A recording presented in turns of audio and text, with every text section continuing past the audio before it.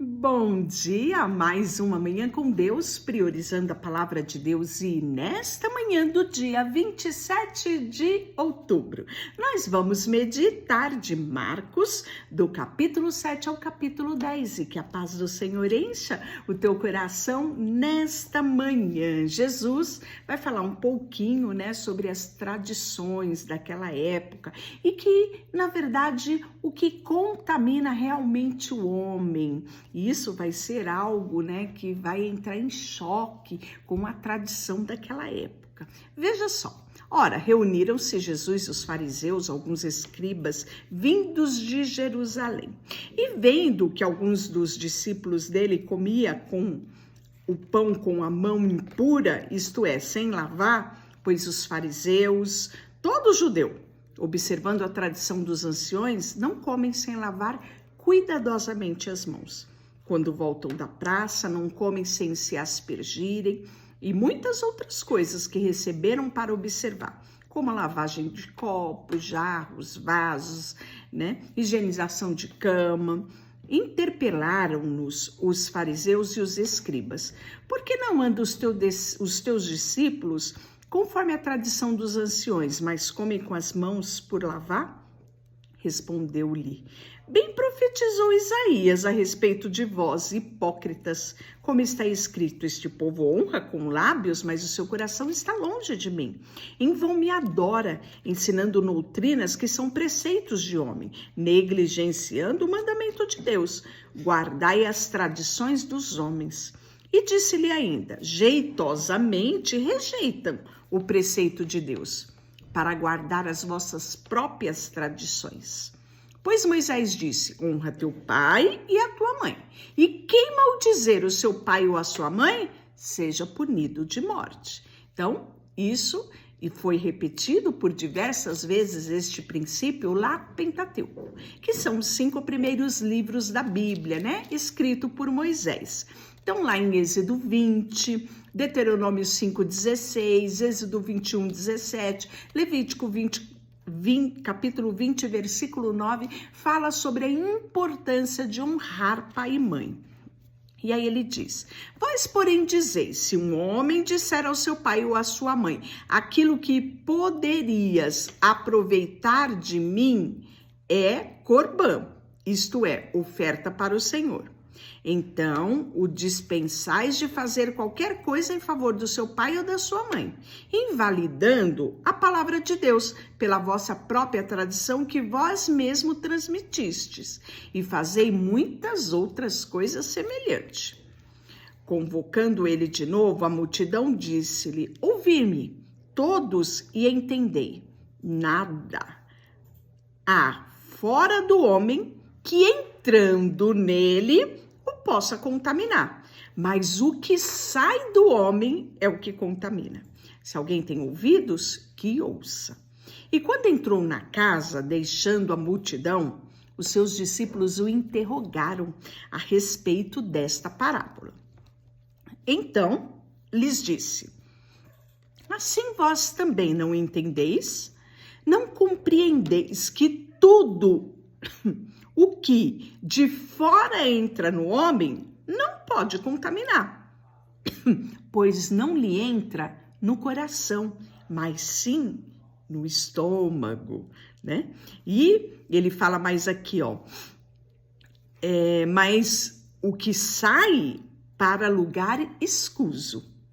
Assim considerou ele puro todos os alimentos.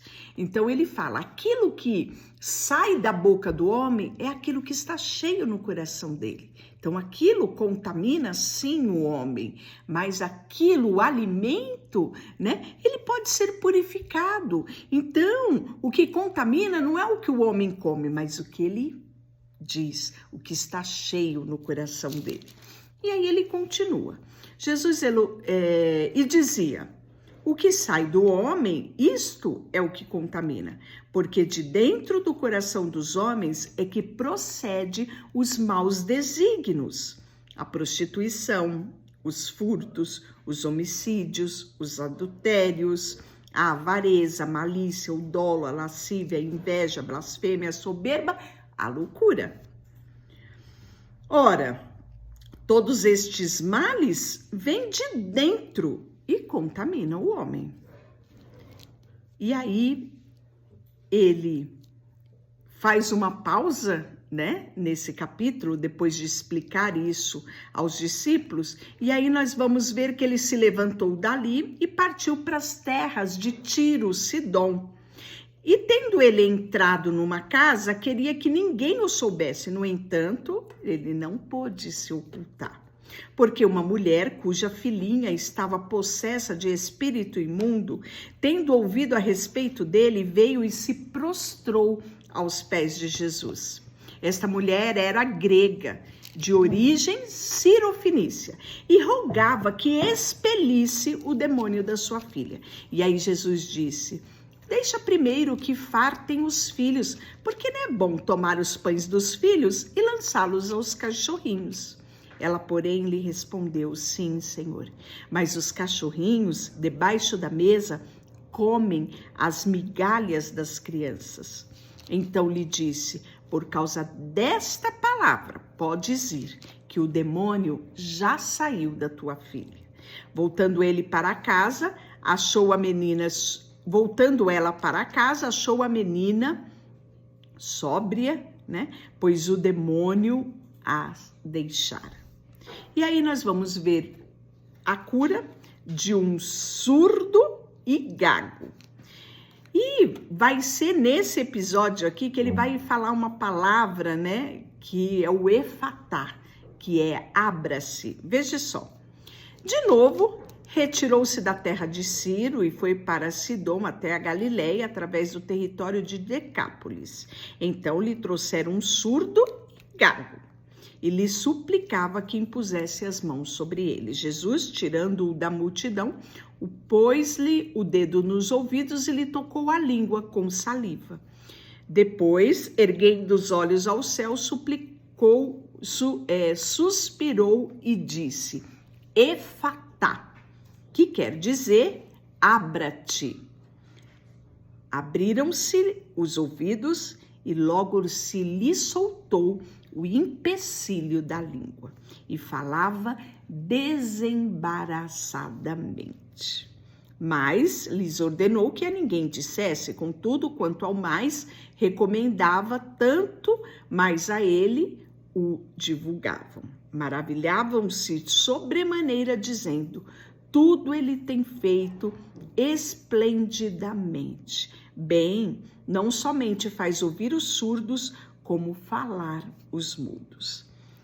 E aí nós vamos ter a segunda multiplicação dos pães. Ontem nós falamos sobre a primeira, né, que já tinha sido relatada em Mateus, e agora ele vai falar sobre a segunda. Naqueles dias, quando outra vez se reuniu grande multidão e não tendo eles o que comer, chamou Jesus e os discípulos e lhe disse: tende compaixão dessa gente, porque há 3 dias que permanecem comigo e não têm o que comer.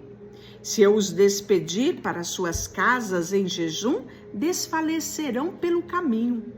E alguns que vieram de longe, né, principalmente. Olha só, havia 3 dias que eles estavam com Jesus, sem comer. E não saíam de perto de Jesus. Tamanho era a sede, a fome pela presença de Jesus, pelas palavras que vinham de Jesus, né? Mas os seus discípulos lhe responderam: da onde poderá alguém fartá-los de pão nesse deserto? E Jesus lhe perguntou: quantos pães tende? Respondeu ele: 7.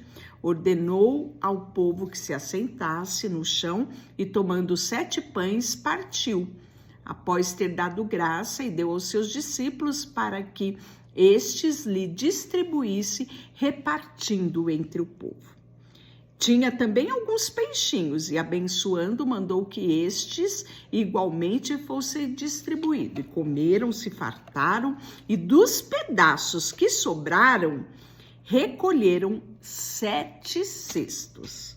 Logo a seguir, tendo embarcado, juntamente com os seus discípulos, partiu para as regiões da Dalmanuta. E aí os fariseus vão pedir um sinal dos céus, né? Saindo os fariseus, puseram-se a discutir com ele.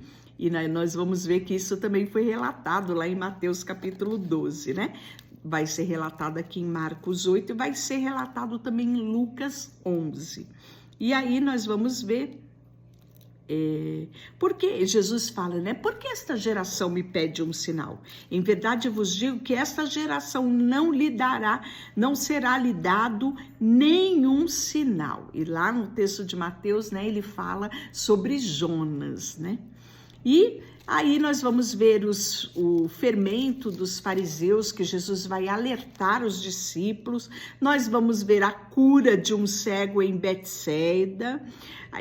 Então chegaram em Betsaida e lhe trouxeram um cego, rogando-lhe que o tocasse. Jesus, tomando o cego pela mão, levou para fora da aldeia, aplicando-lhe saliva nos olhos e impondo-lhe as mãos, perguntou: o que vês agora? Este, recobrando as vistas, respondeu: vejo os homens, porque como árvores o vejo andando. Então novamente lhe pôs a mão nos olhos e ele, passando a ver claramente, ficou restabelecido e tudo distinguia de modo perfeito. E, mandando Jesus embora para casa, recomendando-lhe: não entres na aldeia. E aí nós vamos ver a confissão de Pedro, né? Porque é aquele episódio onde Jesus pergunta: olha, o que as pessoas dizem que eu sou? E vocês, o que dizem, né? E aí João Batista, outros dizem que sou Elias, mas outros, alguns profetas, né? E aí Jesus pergunta: mas vós, quem dizeis que eu sou? E Pedro, né? Tendo aquela revelação extraordinária, diz, né? Tu és o Cristo. Lá em Mateus ele fala: tu és o Cristo, o Filho do Deus vivo, né? Advertindo Jesus que a ninguém dissesse tal coisas ao seu respeito. E aí Jesus vai começar a falar sobre a sua morte e sobre a sua ressurreição, né? Estamos no capítulo 8, aí você vai falar: meu Deus, já no capítulo 8 e já está falando da morte de Jesus? Porque Marcos é um menor dos evangelhos, né? Então, por exemplo, ele já vai falar aqui no capítulo 8 sobre a cruz, a morte dele, a ressurreição, né? E que os discípulos deveriam levar a sua cruz, né? Que proveita o homem ganhar o mundo inteiro e perder a sua alma? Que daria o homem em troca da sua alma? Porque qualquer que nesta geração adúltera e pecadora se envergonhar de mim e das minhas palavras, também o Filho do Homem se envergonhará dele quando vier a glória do seu Pai com os santos anjos. E aí nós vamos ver que ele vai dizendo a respeito disso e vai falar, e nós vamos ter um momento da transfiguração, também relatado em Mateus. 6 dias depois, tomou Jesus consigo Pedro, Tiago e João e levou-os, né, para estar a sós com ele no alto do monte. Foi transfigurado ali diante deles, né? E Pedro, ele fica tão extasiado com este momento que ele diz: mestre, é bom estarmos aqui. Façamos 3 tendas, uma para Moisés, a outra para Elias e a outra para ti, né? Ou seja, vamos ficar para sempre aqui. E aí nós vamos ver que desceu uma nuvem, o texto fala, no versículo 7, envolveu, né, todos que estavam ali e ouviu-se uma voz: este é o meu filho amado, a ele ouvi, né? E aí nós vamos ver que logo em seguida, né, eles olharam ao redor e não viram mais ninguém a não ser a Jesus, né? E a cura do jovem possesso também vai ser falado no capítulo 9. Jesus mais uma vez vai falar a respeito da sua morte, e que o interessante é que todas as vezes que Jesus fala sobre a morte, ele fala sobre a sua ressurreição. E aqui ele vai falar quem é o maior no reino dos céus, não é? Nós vimos o episódio das crianças em Mateus, né? E ele diz aqui: tendo ele partido para Cafarnaum, estando ele em casa, interrogou os discípulos: de que é que discorríamos pelo caminho? Mas eles guardaram silêncio, porque pelo caminho haviam discutido entre si sobre quem era o maior. E ele, assentando-se, chamou os 12 e disse: se alguém quer ser o primeiro, será o último, servo de todos, né? Então, esse mesmo texto está lá em Mateus, né? Capítulo 20, versículo 26.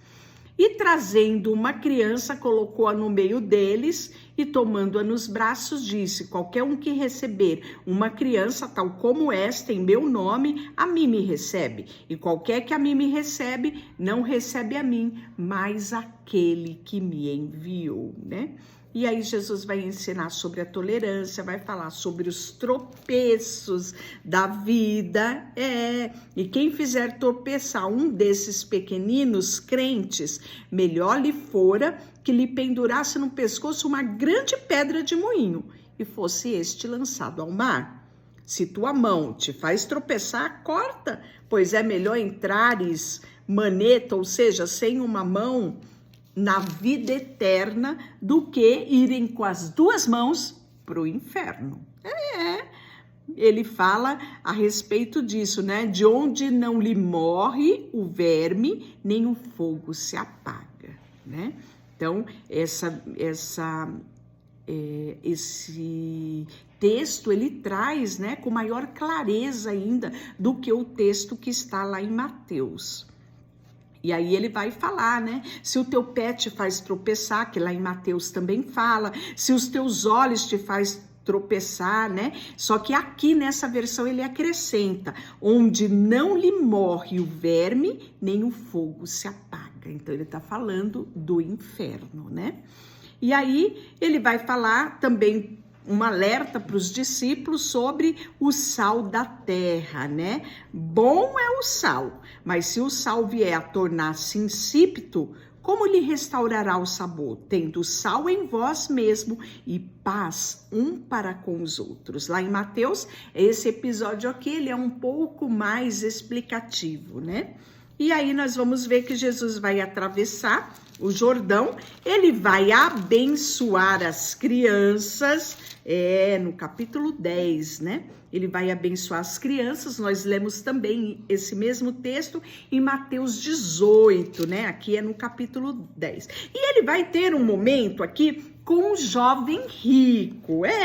Pondo-se Jesus a caminho, correu um homem, um jovem, né, ao seu encontro, ajoelhando-se, disse: bom mestre, que farei para herdar a vida eterna? E respondeu-lhe Jesus: por que me chamas de bom? Ninguém é bom senão um que é Deus. Sabes os mandamentos? Não matarás, não adulterarás, não furtarás, não dirás falso testemunho, não desfraudarás ninguém, honra teu pai e a tua mãe. Então ele está citando o quê?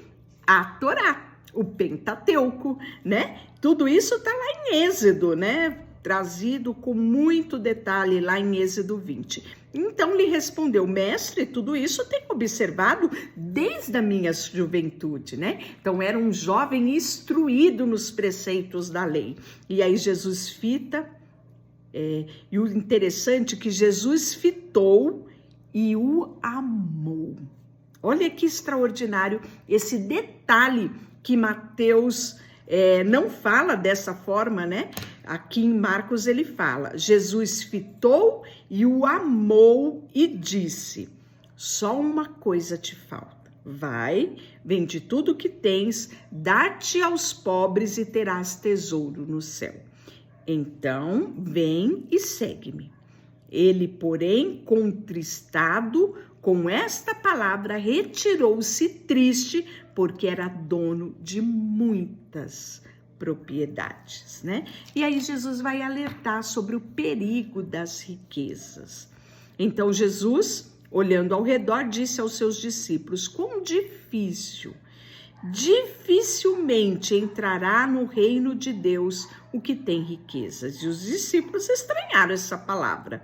Mas Jesus insistiu em dizer: filhos, quão difícil é para os que confiam nas riquezas entrar no reino de Deus. É mais fácil passar um camelo pelo fundo de uma agulha do que entrar um rico no reino dos céus, né?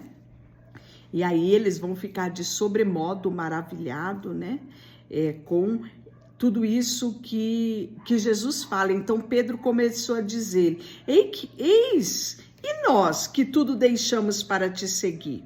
Tornou Jesus: em verdade vos digo que ninguém há que tenha deixado casa, irmãos, irmã, mãe, pai, filho, campos, por amor de mim e por amor do evangelho, que não receba, já no presente, o centuplo de casas, irmãos, irmãs, mães, filhos, campos, com perseguições, e no mundo por vir a vida eterna. Porém, muitos primeiros serão os últimos, e os últimos os primeiros, né? Tá lá em Mateus 20, 16, e nós vamos ver também se repetir no livro de Lucas. Deixa eu orar por você. Senhor, nesta manhã colocamos diante de Ti o nosso coração, a nossa vida, tudo que temos e tudo que somos. Em nome de Jesus, amém. Deus te abençoe.